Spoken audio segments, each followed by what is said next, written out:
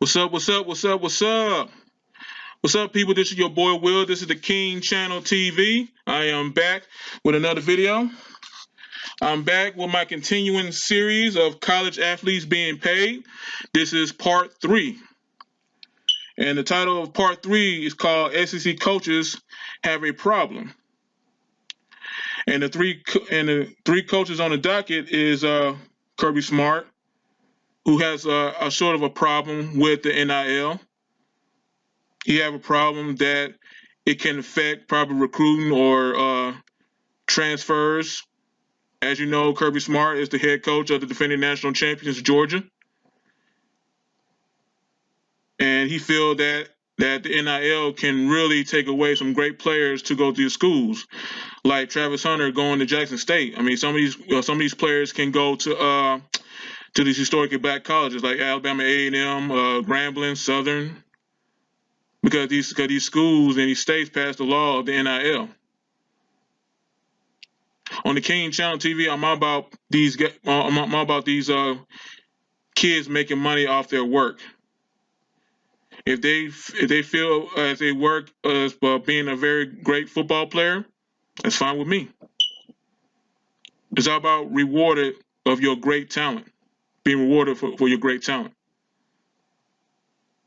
So, Brian Kelly, the head coach of the LSU Tigers, he sort of like it. He sort of like these players getting paid off their likeness. So I'm gonna play the video. I'm gonna play the video in a couple of minutes about these coaches sounding off. Of course, the next coach is Billy Napier. He's the new head coach at the University of Florida. He's gonna sound off. So make sure y'all click that like button and subscribe to this channel. Click that notification bell too.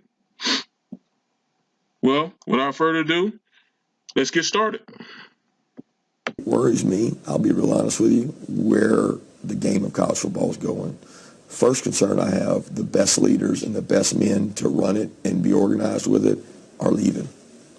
Because you said relentless, the best coaches are going to the NFL because they get more time with their families. They want no part of NIL, portal, constant recruiting. And you say, well, why not? Go live it and see how long you want to do it.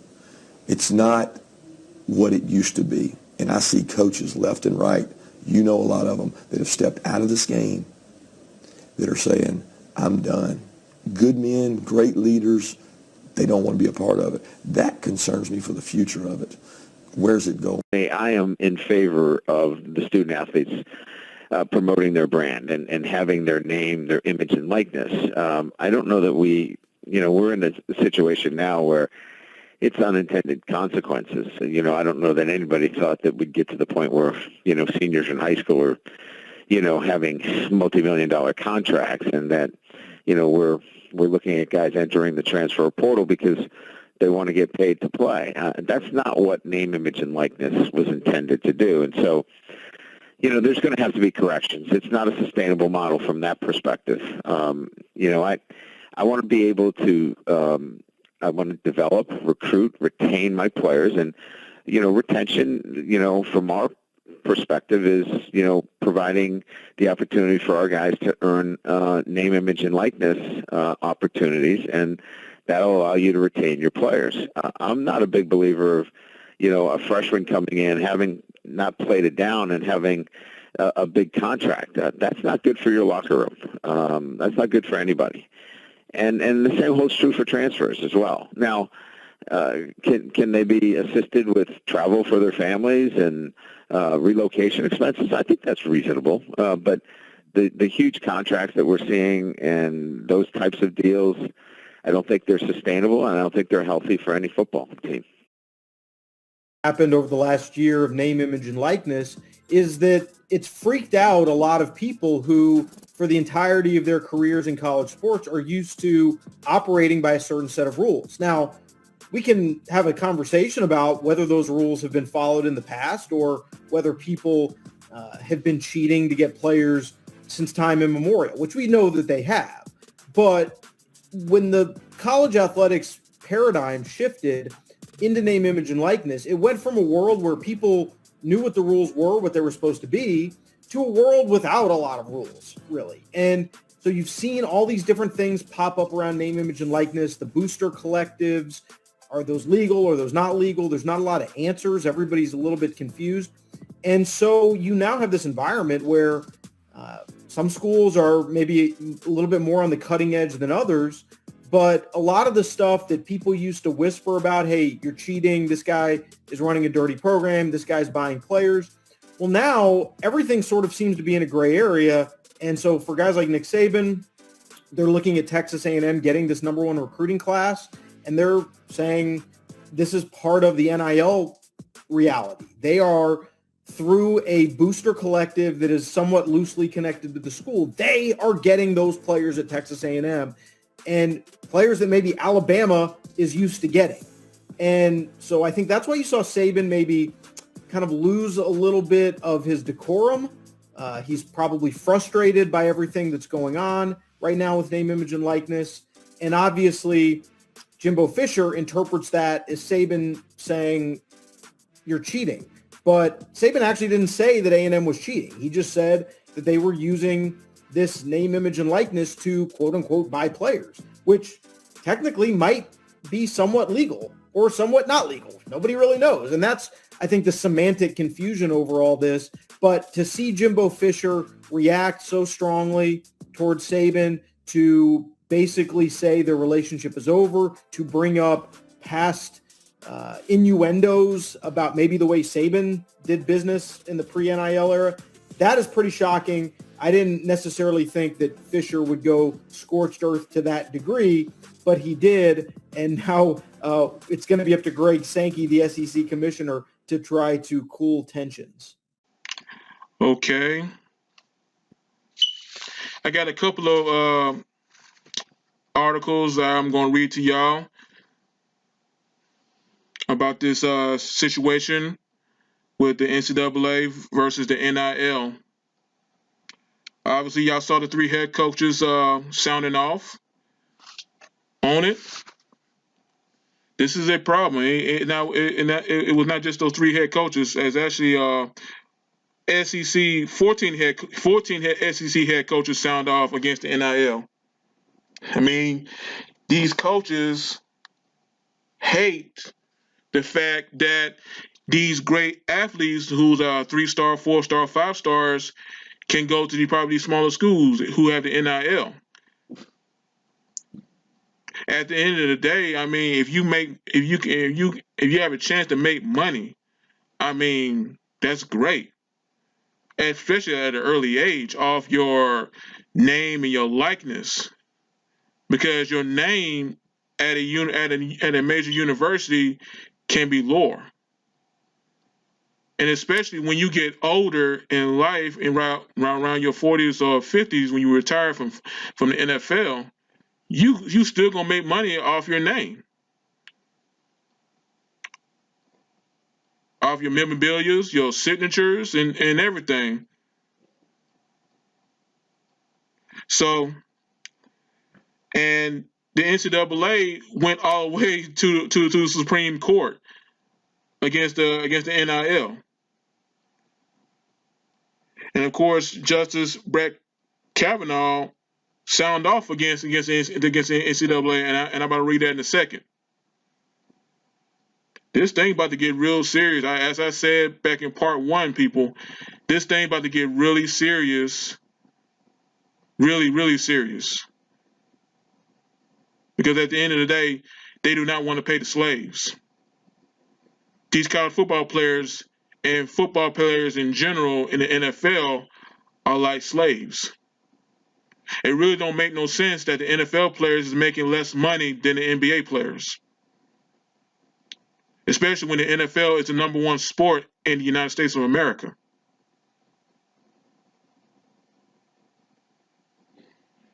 So let's get started reading this article, and I put the reference in the description box if y'all want to see it. Y'all want to search it and see it, it's in the description box. So let's get started. As y'all know, the SEC had 14 head coaches signed off against the NIL. They are asking for some formal guidelines and parameters to operate by. that are in line with the rules they already have. They feel that they have a problem on their hands and have called upon Congress to enact federal litigation that would provide over the NIL regulations. Now, the NCAA has been making over like billions and billions of dollars, and I'm about to read that in a second down here in the article. They've been making billions of dollars off of players, off of networks, off of these colleges, these conferences, and et cetera, et cetera. So why can they not split the cost with these student athletes, especially student athletes that have super talent, super talent, especially when you were a quarterback, when you were a higher talent 5-star quarterback, like for example, Justin Fields or Trevor Lawrence. Justin Fields and Trevor Lawrence, they were the two top-notch high school prospects in the country. So their name is already big coming in their respective university. Obviously, Justin Fields went to University of Georgia. Then he transferred to Ohio State. Trevor Lawrence, of course, went to Clemson. Just imagine that these players came out right now when the NIL was passed. They'd be making a whole lot of money. They've been making a whole lot of money in the NFL and off their name at their respective universities. They don't want these players rich right away, people. They really don't. They want to keep their foot on their necks. So I'm about to continue reading here. The United States Supreme Court ruled unanimously last summer that the NCAA was violating federal antitrust laws. Whew, serious. That's some serious jump. And of course, y'all, like I said, the reference is in the description box if y'all interested in seeing the article. By restricting athletes from earning revenues from their names, images, and likeness, and by placing limits on the educational related benefits that schools and universities can provide to athletes. Because of the court's ruling, the NCAA and its conference risk litigation, they attempt to limit NIL payments.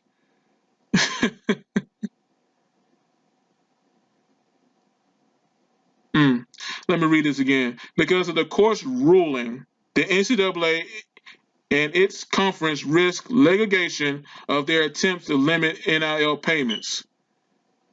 Damn. So they risk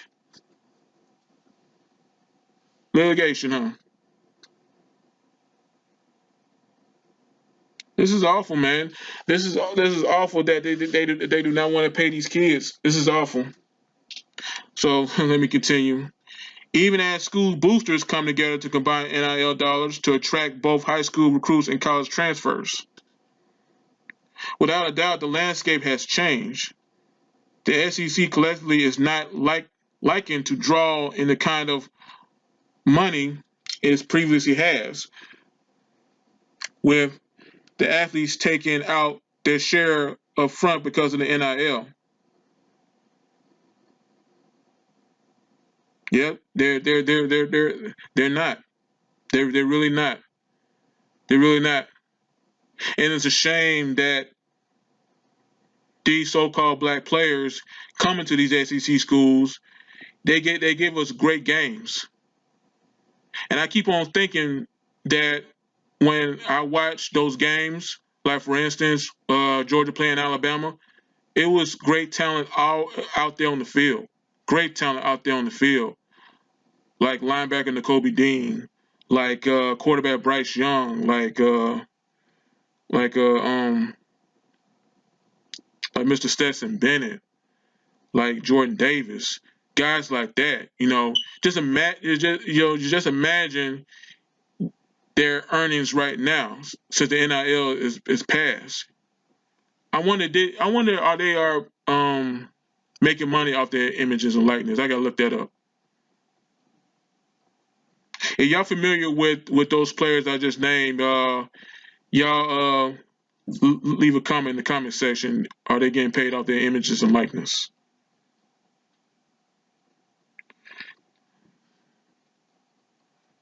We gotta stop.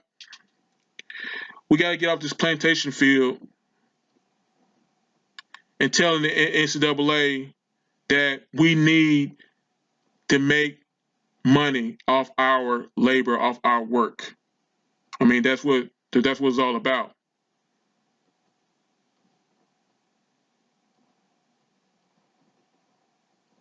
I thought we were living in a land of opportunity. Seemed like we're living in the land of servitude. It seemed like it to me. So let's continue. They want it like it was before the Supreme Court passed the Name, Images, and Likeness Law on June 21st, 2021. So they want to go back. The NCAA want to go back to the old days that when the athlete come to their universities, when they win those big games, could those games ratings be through the roof? It'd be through the roof. Of course, it probably went down because everybody's on social media now, but the ratings are still good. And you mean to tell me that one player, like for instance, like Bryce Young, who won the Heisman Trophy last year, is not going to get his share of his play in a big time game? Because they're gonna scream his name almost every single play. Bryce Young this, Bryce Young that. They're gonna do that. Everybody gonna scream Bryce Young. Everybody gonna have Bryce Young jerseys. Like I said on part 1, the players' names on their jerseys is on the back of their names. The players' names on the back of their jerseys.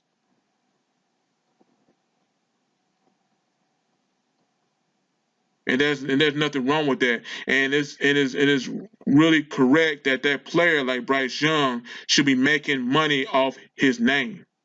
Like these NFL players is making money off their name. When you sell a product, if you're an NFL player, when you sell a product in the NFL, of course you're making money off that product because your name is on that product. Your name is attached on that product. So let's continue here. Of course, Supreme Court Justice Brett Kavanaugh cited that the NCAA is not above the law. Now, Brett Kavanaugh is a conservative Supreme Court justice. Of course, Donald Trump elected him into that seat, the Supreme Court. Of course, the Senate put him there. Of course, those of you that y'all don't know, Brett Kavanaugh went through a very tough ordeal in the Senate. I mean, everybody was accusing him of all kinds of stuff. Those of you who have followed the news.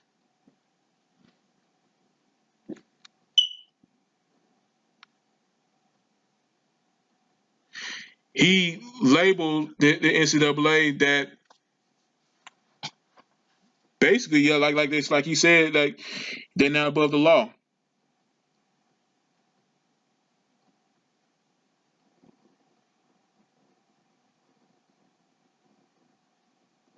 So let me continue here.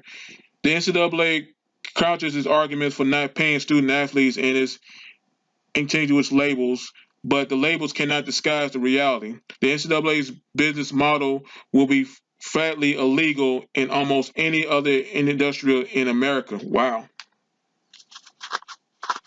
He's correct. They've been robbing these players who give them good games, that bring the ratings. It's not the coaches there's not the university, the coaches that bring the ratings up. It's the players that do the work out there. And you mean to tell me that certain player cannot get his fair share? Like I said, it seemed like we living in the land of servitude, not the land of opportunity.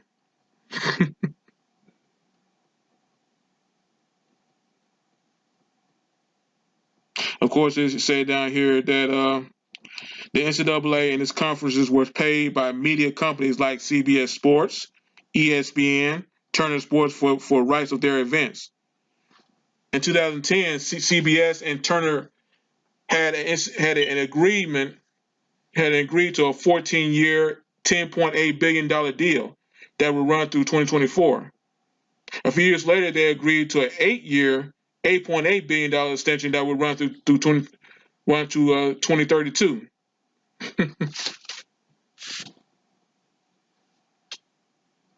A lot of money. And now with the SEC in December 2020, ESPN and the SEC agreed on a 10-year, $3 billion contract that made ESPN a home of SEC football and men's basketball starting in 2024. This means that ESPN will pay the conference $300 million annually, and sixfold increase from the annual $55 million CBS is now paying them. When the deal begins, each school will be paid roughly $60 million per year. So y'all count the schools in the SEC. You got in the SEC West, you got Alabama, Mississippi State, LSU, Arkansas, Auburn. In the SEC East, you got Georgia, Florida, Tennessee, South Carolina, Vanderbilt, and Missouri. And if I miss one, people, y'all leave that in the comment section. If I miss any school. Now, according to this article, each of them schools I just made that I just called is going to be paid $65 million a year, starting in 2024. Now, let me read the rest of this. And what is the players' cut on all this? Scholarships for some. What the hell is for some? Scholarships for some, for some? You kidding me? And rewarding feelings of pride of representing their schools for others. So you mean to tell me that when a top-notch player, like for instance, like I just said earlier, for instance, like Justin Fields, you mean to tell me that a top-notch player is going to go to a school like that, go to a school like Georgia, and just be a good soldier, just play to win championships? Give me a doggone break, man. Give me a break. So just be truthful, people. Do y'all go to your job just to try to improve your company, or you go to your job just to make money? Just be truthful. Just be truthful. Let me ask that question again, people. Do you go to your respective job to make the company better, or you go to your job just to try to make money? They telling these kids that they need to go to their universities just to represent the school and win a championship. This is what they're telling these kids. And don't worry about making no money off your name. Don't worry about that. Like I said, seems to me we're not in the land of opportunity. This is the land of servitude. The total land of servitude. They want us servants in every aspect of this country. They want us servants. They don't want us to make our fair share off our play. In football perspective, off our play.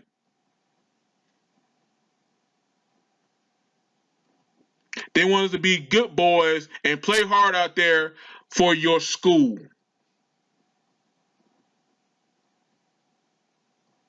If I was a player nowadays, and when they passed the NIL, I would have said in my mind, you know what?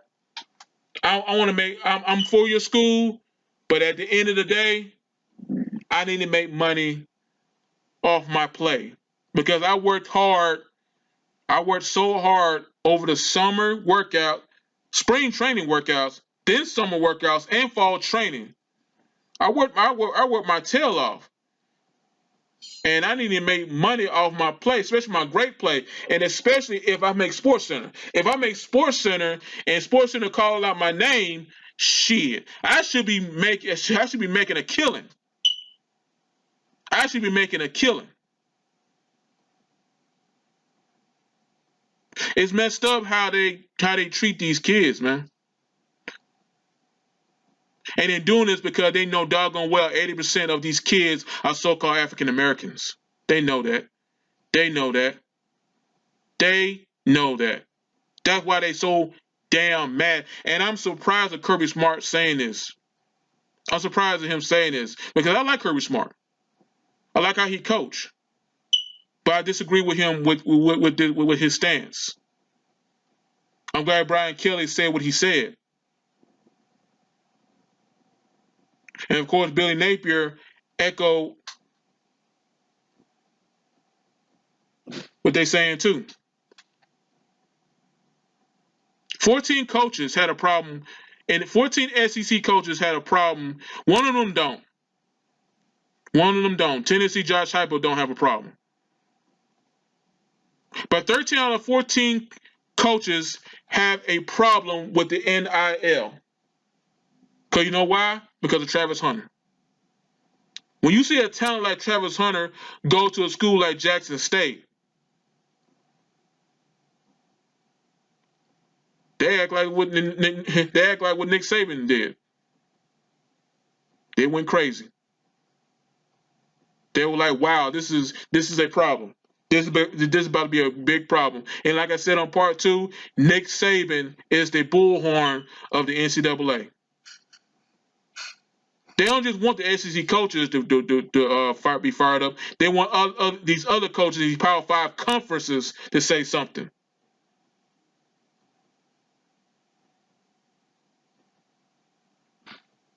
So-called black people, we got to stand up and fight for our fruit that we work off our labor. We have to. We cannot let these people continue to use us like this. We cannot let these people continue to use us like this. The king in us have to be here. We all have to think like kings. And the only reason I say so-called black people because 80% of these kids are so-called African Americans that's coming out of high school, that's going to these top-notch colleges. Some of them. You got to start your king in you that early age in this society that we're living in. You got to think like a king then, right now.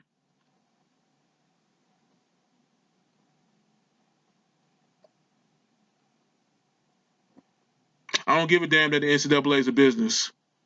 The NIL, these kids think they have things like a business mentality. And I'm going to be on the side of these kids making money off their images and likeness. And I'm going to keep on talking and keep on talking and keep on talking until these kids get what they want off their great play. It's time out for servitude in this world. It's time out for that. They've been putting our foot on our necks since the very beginning, since slavery. And it's continuing today. It's continuing today.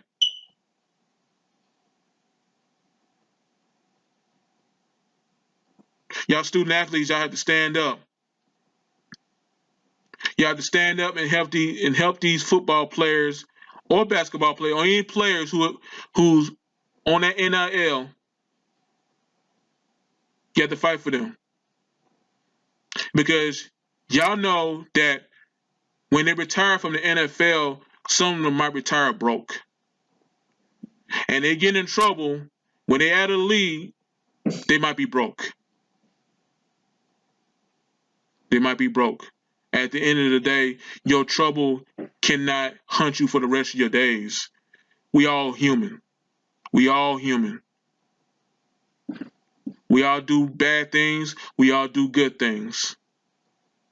It don't take away the fact that you should still make money off you, even though you're not a good individual, or even though you are a good individual. On the King Channel TV, I don't judge a person's behavior. I judge a person's work. A person's behavior on this channel doesn't mean a damn thing to me if you do the work. Doesn't mean nothing to me. Only somebody who passed judgment on your behavior is the Most High. That's the only somebody who passed judgment on your behavior is the Most High. Who am I to judge a person's behavior? Who am I to judge a person's behavior? Who am I? Who am I? Now, if I call a behavior out, I'll probably call it out. But I'm not gonna spend about 5 minutes on it. I'm not gonna do that.